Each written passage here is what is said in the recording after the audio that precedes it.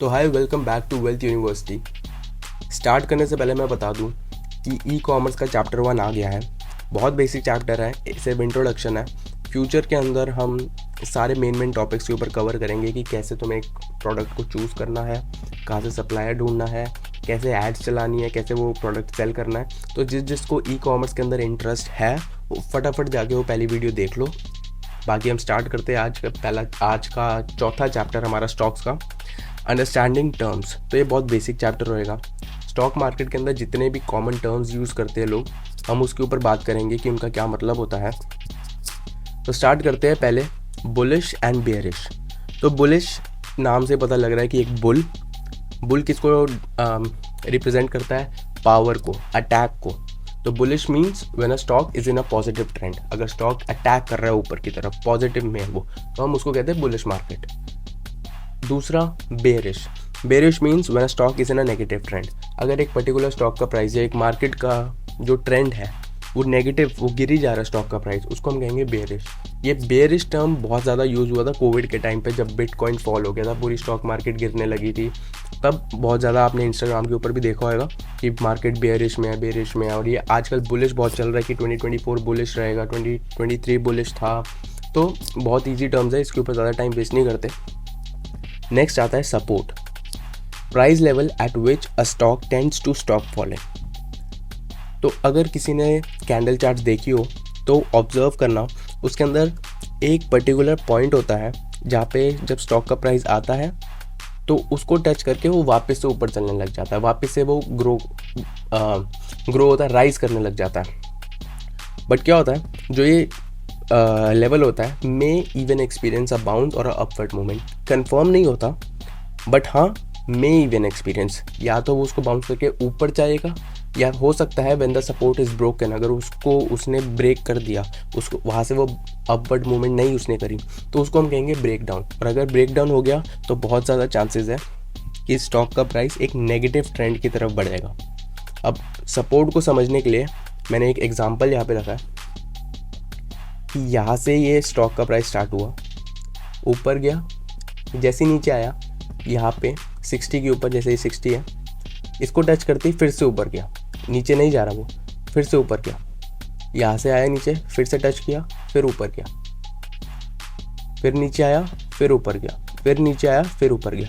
तो ये जो 60 है, इसको हमने बोल दिया कि ये एक सपोर्ट पॉइंट बन गया, सपोर्ट लेवल बन चुका है उसका स्टॉक का।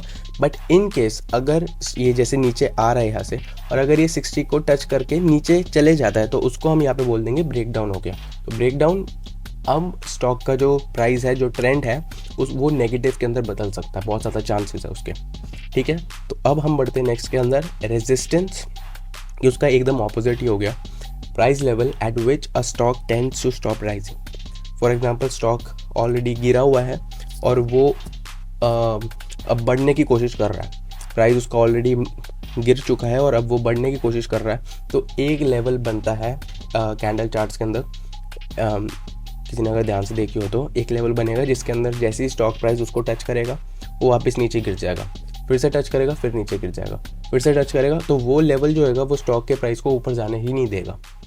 और जैसे ही ये लेवल ब्रेक हो जाएगा, when the resistance is broken, it is called breakout. जैसे ही ब्रेकआउट होएगा तो हो सकता है, बहुत ज़्यादा प्रोबेबिलिटी होती है, चांसेस होते हैं कि जो स्टॉक का प्राइस है वो अपवर्ड ट्रेंड की तरफ बढ़ना चालू हो जाएगा, जहाँ पे मोस्टली ट्रेडर्स वैसा बनाते हैं। वही मैंने सेम इसका एग्जांपल दिया।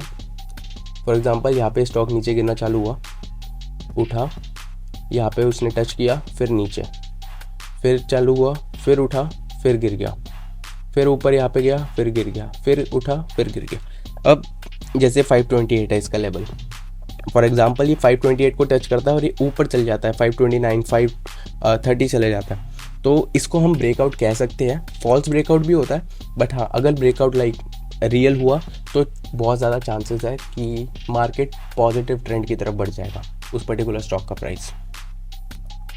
बाकी नेक्स्ट हम बात करते हैं इंडिकेटर्स की।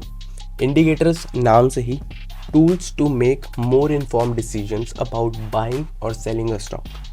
अब मार्केट के अंदर बहुत सारे इंडिकेटर्स हैं, बट ये सिर्फ एक टूल है जो तुम्हें एक डिसीजन बनाने में हेल्प करेगा कि तुम्हें उस स्टॉक को खरीदना चाहिए या नहीं खरीदना चाहिए।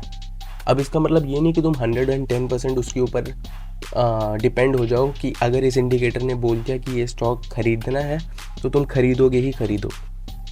तुम्हें खुद से ही हमेशा स्टॉक मार्केट के अपने रिस्क के ऊपर डिपेंड करता है कि तुम कितना रिस्क बेयर कर सकते हो।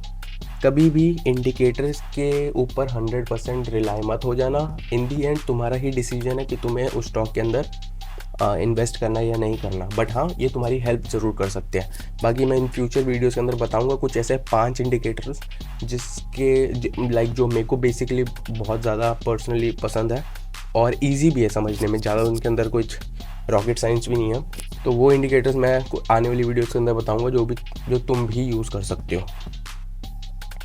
नेक्स्ट आता है long and short. Long buying it with the expectation that the price will rise. For example तुमने एक स्टॉक खरीदा 150 के ऊपर और इस एक्सपेक्टेशन पे खरीदा था कि वो 155 पे हो जाएगा, तो तुम्हें पर स्टॉक $5 का प्रॉफिट हो जाएगा। इसको हम कहते हैं लॉन्ग। और short, selling a stock that you don't own with the intention of buying it back later at a lower price. तो अगर तुम्हें पता ना हो तो लोग एक स्टॉक को बेच कर भी पैसा बनाते हैं। जब एक स्टॉक का प्राइस गिर रहा होता है मार्केट के अंदर, लोग उसके अंदर भी पैसा बनाते हैं, जिसको हम कहते हैं शॉर्ट। तुम्हारे पास वो स्टॉक्स है नहीं रियल के अंदर, बट स्टिल तुम उसको सेल कर करके उसके अंदर पैसा बना सकते हो। तो ये भी मैं आगे फ्यूचर जब मैं ट्रेडिंग व्यू वगैरह सब सेटअप कराऊंगा उसके अंदर दिखाऊंगा कि क्या होता है शॉर्ट, एग्जाम्पल्स वगैरह दिखा दूंगा। अभी के लिए सिर्फ इतना ही समझ लो कि ऐसे selling a stock that you don't own with the intention of buying it back at a lower price. बाकी इस वीडियो के लिए इतना ही। मैंने जोन सी टर्म्स अभी तक बताई है, एक बार उसको फिर से रिवाइज कर लो। सपोर्ट और रेजिस्टेंस के ऊपर ध्यान देना क्योंकि वो बहुत ज़्यादा इंपॉर्टेंट है। नेक्स्ट वीडियो के अंदर हम बात करेंगे ट्रेडिंग व्यू सेटअप की। और एक बार फिर से बता दूं कि ई कॉमर्स का चैप्टर 1 आ गया है, तो जिसने नहीं देखा है वो जाके फटाफट देख लो। बाकी एक लाइक शेयर एंड सब्सक्राइब कर देना वीडियो अच्छी लगी हो तो। मिलते हैं नेक्स्ट वीडियो के अंदर।